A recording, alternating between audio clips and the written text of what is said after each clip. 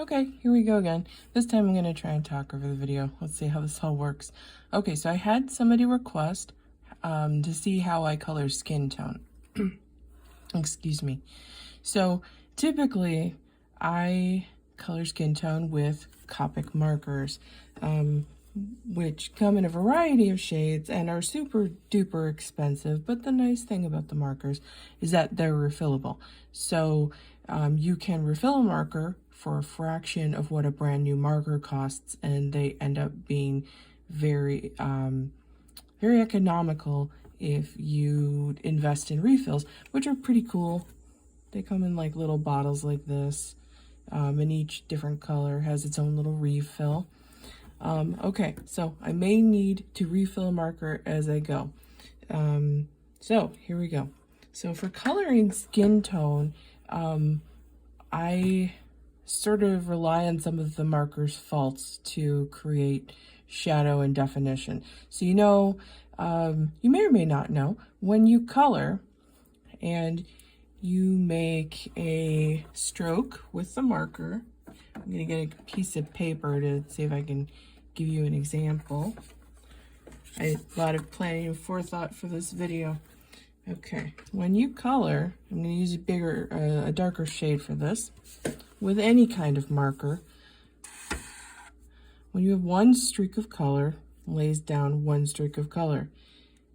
If you do it again and you overlap, I don't know how well you'll be able to see this, but the marker where it's overlapped gets darker because you have two layers of marker, as it were. The beautiful thing about Copic markers is they're alcohol markers. And alcohol markers have this way of sort of blending on their own. So if I do this, I have one layer of marker.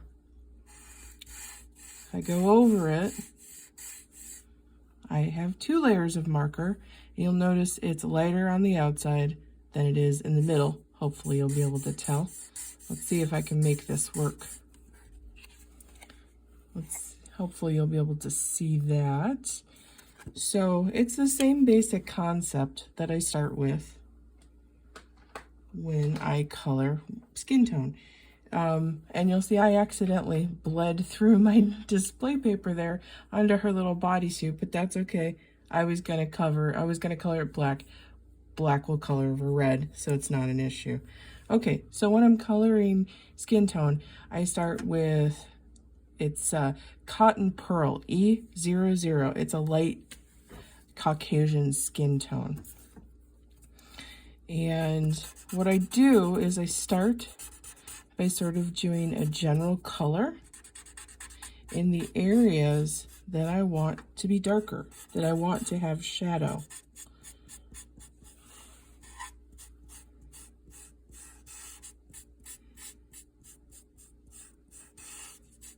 And I try and make them a little bit darker. So I give it a couple of layers of ink. And having done this a billion times, I kind of know what areas I want to be light and what areas I want to be dark. So you sort of need to think about, you color with the white of the paper as much as you color with the tone of the marker. So you're going to use that light. You want it to shine through this marker. Kind of sounds weird. I hope I'm making sense. Okay, so now when I'm done with the first layer of the E00 Cotton Pearl, I move on to its E01 Flamingo Pink. That looks blurry. Hopefully you can see it a little bit. Yes, so Pink Flamingo, E01. And then I go in while the first color's still a little wet, and I add a slightly darker tone over it in areas that I want to have shadow or be darker. The fun thing about Copic markers, which you may or may not know, is they're all numbered because it's easy to keep track of. Another reason they're numbered the way they're numbered, like this one is E01, and that stands for earth tone E01. They all have numbers and a letter. So E, like I said, is earth tones, and the number system is helpful to determine how dark a marker is. So this one is E01. This one is E00, which means that the E00 is going to be lighter than the E01. And you kind of need to know that when you get involved in coloring. So then I come in with a third marker. This one is R01, pinkish vanilla. This is actually in the red family. So it's a little bit darker, a little bit pinker. And again, I kind of go into some of these areas that I want to look a little bit darker.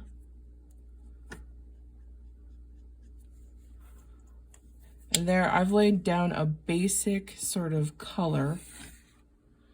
I'll try and lift it. I don't know if you can see it as well. Hopefully you can. So I've laid down a basic sort of beginning layer of color. Now I'm going to come back with my lightest color, my cotton pearl, my E00, and I'm going to color over all of it. And like I said, because it's an alcohol marker, it has this sort of natural ability to blend. Sometimes you have to kind of lay the marker on a little thick in some of your darker areas to get it to blend a little more naturally. And sometimes it just blends like right away. Now, another fancy trick I mentioned a couple minutes ago, you're coloring with the white of the paper as much as you're coloring with the marker. If you look at most things in nature, there's no definitive line outside of it. If you just like look at a shape or a piece of wood or a tree, you're never going to see a big dark outline on a tree. You kind of see it fade a little bit toward the edges, which is probably I hope that's understandable. I don't know. You want to use that same premise when you're coloring. So a lot of times I won't color all the way to the edge of the line. Sometimes I do, sometimes I don't. But if you leave some of that white, some of the Copic marker is just going to blend into the natural white of the paper, and it's going to create a natural highlight, and almost like it creates sort of a roundness, like a three-dimensionality that you don't get when you lay down one single color or one flat color. So that's the goal, to create sort of a three-dimensionality in what we have here. So I think you get kind of an idea here from the bust line. I'm going to try and color the legs now because it's the same principle. I start with my handy dandy E00 marker, cotton pearl. And in doing this for a billion trillion years, I have an idea where I want the sort of how to create a three-dimensional area. If you need to practice, you can make a circle and make it look like a sphere with a pencil. It's the same basic concept when you're coloring three-dimensional body parts. So you think about where the light would hit sort of a body part naturally and where it would be darkest. So that's really helpful to know, especially when you're coloring legs. So like when I'm coloring legs, I will always start sort of not quite in the middle, a little off center. And I'll create a big dark patch of cotton pearl.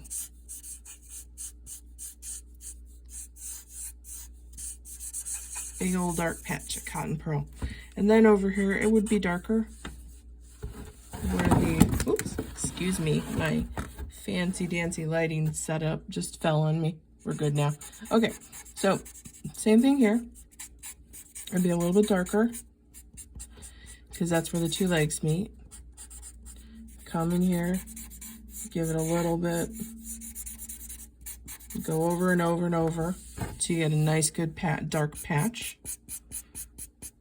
And you can also kind of blend, I guess, by, you've got your dark patch and then kind of lightly stroking outward into the other areas so that there's also a lighter area you're creating at the same time as the darker area.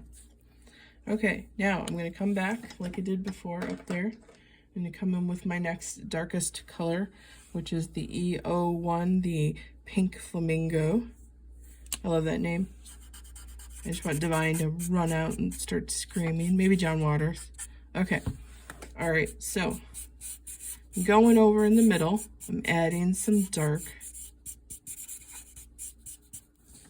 And you'll notice already the leg starts to look a bit three-dimensional. Even though we still have all this white, you can sort of start to see a roundness in the thighs.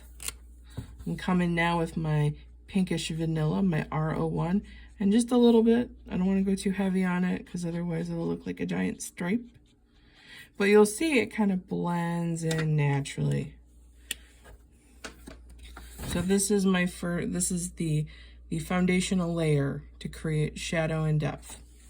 All right, now I'm gonna go back in with my EOO, my cotton pearl, and I'm gonna color over, but lighter and lighter as I get to the part that would normally be light. And my marker is running out, so I'm gonna add a little bit of refill ink. I tend to keep my markers on the drier side because you can control things a bit more when you control the amount of ink you lay down. So I'm gonna move this out of the way, otherwise I will spill on it. So it's cool. There's like a little dropper daily with the marker. You just drop some ink on the nib. It kind of goes in the barrel of the marker. It's fancy. You can actually take the felt tip out and actually put the nozzle inside of the marker to do a full refill. And I know most artists do that, but I do not all the time. I do it sometimes if I know I'm going to be coloring a lot of a solid color. Like I said, there's a weird ability to control the amount of ink you lay down that helps in shading. Okay, so go back in here.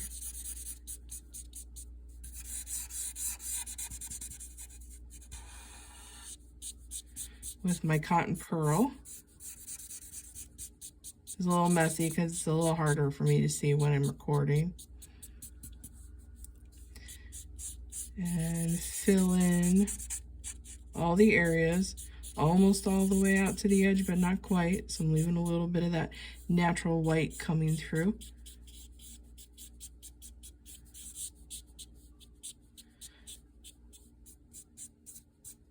And voila. We have thighs, and they're fancy. Ooh, there's a ghost in my house.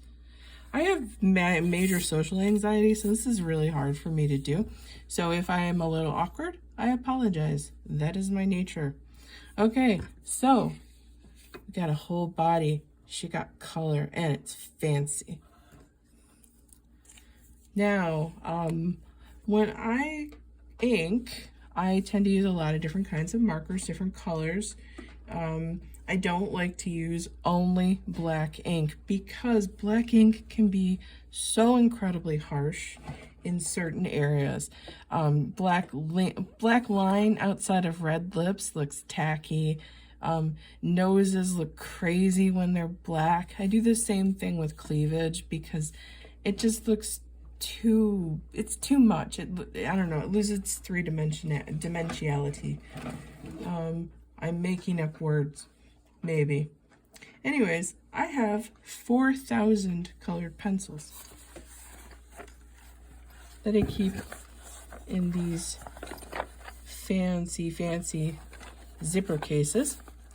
And what I do is, once I'm done coloring with the markers, I wait a little while for it to dry, and then I come back in with a brown or a dark brown, and I will say, cleavage, I'll make it a little darker, but graded. I don't want to make it a big solid brown line because then same problem as if I just use a black ink pen.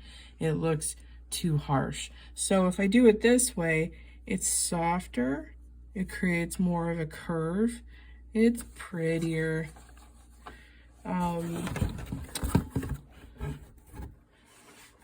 I will also go in, if I feel like I need to add more depth to the cleavage or more shadow in other areas, I'll go in with my bevy of brown pencils and I'll add a little more shading. I said shaving. In this particular instance, I feel good with where I'm at. So I'm gonna add a little bit of white colored pencil in areas I kind of want to stand out a little bit more or look more highlighted. So a little bit on the thighs, a little bit on the cleavage, just in areas you might expect to see some highlights. This is a fancy white colored pencil. This is a Barrel Premium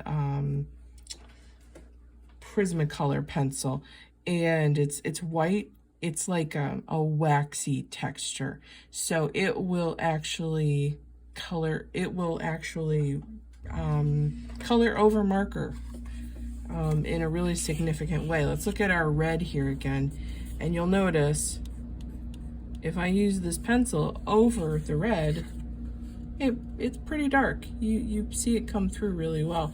It's the same principle here. You'll be able to see the white sort of come through and add a little bit of highlights without being super overbearing. All right, I think that's about it with the body coloring, and I'm at 17 minutes, so I will stop there, and at some point I'll come back in, I'll do the face, and I'll do a hair demonstration, and we'll go from there. So thanks for watching. I hope I made a tiny bit of sense. Thank you again.